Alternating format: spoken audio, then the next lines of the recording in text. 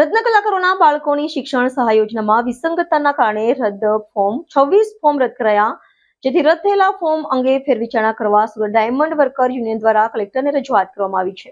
સુરત હીરા ઉદ્યોગમાં ચાલી રહેલા લાંબા સમયની મંદીને કારણે પાયમાલ થયેલા રત્ન કલાકારોના બાળકોના શિક્ષણના હિતને ધ્યાનમાં રાખીને ગુજરાત સરકાર દ્વારા 13,500 રૂપિયાની શિક્ષણ સહાયની જાહેરાત કરવામાં આવી હતી। આ યોજના અંતર્ગત સુરતમાં અંદાજે 76,000 જેટલા ફોર્મ ભરાયા હતા, જેમાંથી પ્રાથમિક ચકાસણી બાદ 50,241 ફોર્મ રજૂ કરવામાં આવ્યા છે। જોકે અંદાજે 26,000 જેટલા ફોર્મ રદ થયા હોવાની માહિતી મળતા ફેરવિચારણા કરવા સુરત ડાયમંડ વર્કર યુનિયન દ્વારા મામલે ગંભીર ચિંતા વ્યક્ત કરીને કલેક્ટરને લેખિત રજૂઆત કરવામાં આવી છે। મારું નામ છે Bhavesh Tank, diamond worker union vice president.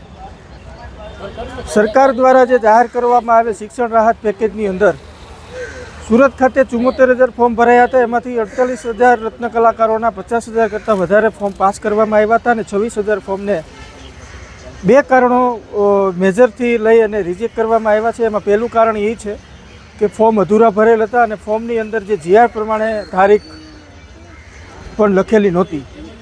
તો આજે જિલ્લા કલેક્ટર સાહેબને અમે એક રજૂઆત કરી છે અને જિલ્લા શિક્ષણ અધિકારીને રૂબરૂ મળીને એક રજૂઆત કરી છે કે અત્યારે પરીક્ષાનો સમય છે અને પરીક્ષાના સમયની અંદર સ્કૂલના સંચાલકો ફીની માંગણી કરે છે અને બાળકોને વાલીઓને એવું કહેવામાં આવે છે કે તમારા બાળકો જો પરીક્ષા આપી હશે, હોલ ટિકિટ નહીં આપી અગર તમે ફી નહીં ભરી તો આ બાબતે અમે રજૂઆત કરી છે। 26,000 ફોર્મને ફરી ચકાસણી કરી રત્ન કલાકાર 2 વર્ષથી આ પીસાઈ રહ્યો છે અને 2 વર્ષથી આ મંદીના માર હોવાના કારણે આ 26,000 જે રિજેક્ટ કરવામાં આવ્યા છે એને ફરી ચકાસણી કરી અને તમામ લોકોને લાભ આપવામાં આવે, જેથી કરી રત્ન કલાકારોના બાળકોનું ભવિષ્ય ન બગડે અને વાલીઓ અને શાળા સંચાલકોની વચ્ચે એક ઘર્ષણ ઊભું ન થાય। એ બાબતે આજે અમે આખી કમિટીને રજૂઆત કરી છે કે જે 26,000 ફોર્મ છે એને ફરીવાર ચકાસણી કરી તમામ રત્ન કલાકારોને લાભ આપવામાં આવે એવી રજૂઆત અમે કલેક્ટર સહિત જિલ્લા શિક્ષણ અધિકારી અને ઉદ્યોગ કેન્દ્રની અંદર અને સુરત ડાયમંડ એસોસિએશનમાં પણ કરવામાં આવ્યું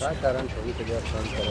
કારણ એક બે જ અમને મેજર તપાસની અંદર અમે જાણવા મળ્યા છે કે એક અધૂરા ફોર્મ હતા અને બીજું કારણ એવું હતું કે જીઆર પ્રમાણે તારીખો નહોતી લખેલી, પરંતુ રત્ન કલાકાર એટલા અભ્યાસુ નથી કે સરકારના જીઆરને સરળતાથી સમજી શકે। તો સરકારે મોટું મન રાખી અને તમામ રત્ન કલાકારોને શિક્ષણ ફી ચૂકવવી જોઈએ, કારણ કે મોટો આંકડો નથી અને ગુજરાત સરકાર માટે કોઈ મોટી વાત નથી। તો એક મોટું મન રાખી માનવતાની દ્રષ્ટિએ સુરતની અંદર જે 26,000 ફોર્મ રિજેક્ટ કરવામાં આવ્યા છે એ તમામને શિક્ષણ ફીનો લાભ મળે એવી રજૂઆત અમે આજે કલેક્ટર સાહેબને કરી છે।